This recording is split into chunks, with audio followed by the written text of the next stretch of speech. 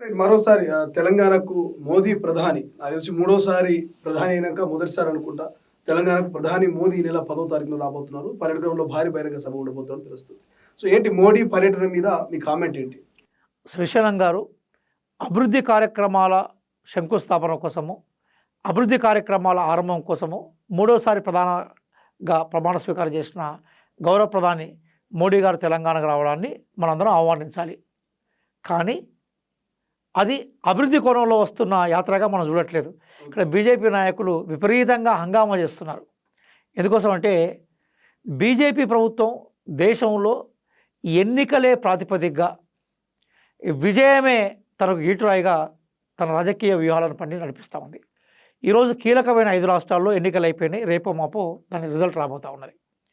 దాని తర్వాత వాళ్ళకి దక్షిణ భారతదేశంలో ఇప్పుడు ఎన్నికలు జరిగిన 3 కూడా బీజేపీ విజయాలు ఏవీ లేవు. తమిళనాడులో బీజేపీ సింగిల్ డిజిటే, కేరళలో సీట్ వస్తుందో తెలియదు. ఈవెన్ పుదుచ్చేరిలో మిత్రపక్షం ఉంది కాబట్టి బీజేపీ ఉనికి అక్కడ కనబడతా ఉన్నది. ఇక వాళ్ళకి మిగిలిన 2 రాష్ట్రాలు ఉన్నాయి. ఒకటి కర్ణాటక, ఇంకోటి తమిళనాడు.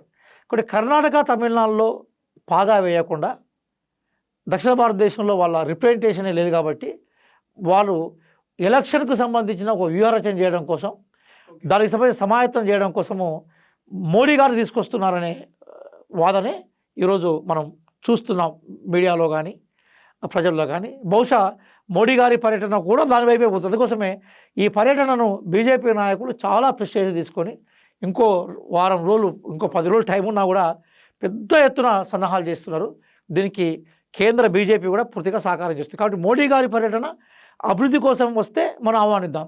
కానీ ఎన్నికల ప్రచారం కోసం పునాదులు వేయడానికి వస్తే మాత్రము దేశం మొత్తం సంక్షోభంలో ఉంటే ఈరోజు ఇక్కడికి వచ్చేదో దానికి పునాదులు వేసే ప్రక్రియ చేస్తుంది. అది రోమ్ నగరం తగలబడతా ఉంటే ఎవరో ఫిడేల్ వాయించినట్టుగానే కనబడతా ఉంటుంది మనకు.